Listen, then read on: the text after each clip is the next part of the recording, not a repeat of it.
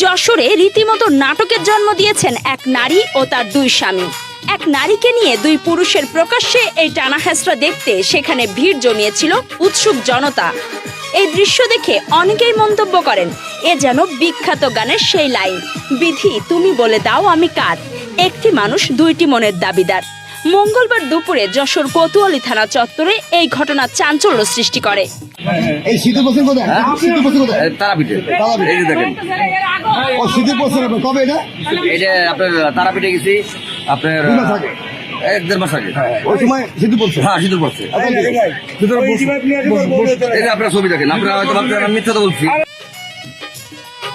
ঘটনার মূল নারী সীমা অধিকারী, যিনি প্রায় 36 বছরের সংসার ছেড়ে দিয়েছেন।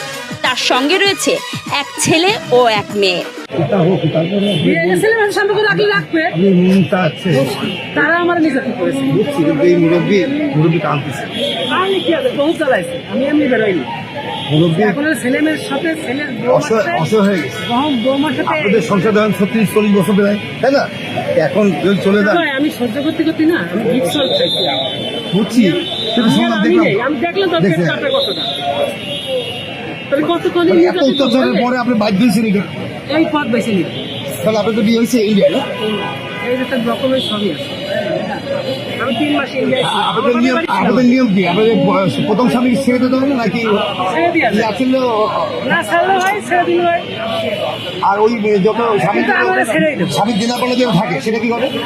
যেমন সোনাগড়ে থাকতে পারে, সম্পদ থাকতে পারে, বাড়িঘর থাকতে পারে। সেটা তো আমার সে দিয়ে দেয়, সে কি করে নেবে? মানে আগে দিয়ে দিচ্ছে আমি তো তাকে জোর করে নিই নি। না, তাতে দাবি আছে। না, তার দাবি থাকে কি? সেটা দিয়ে দিয়েছে।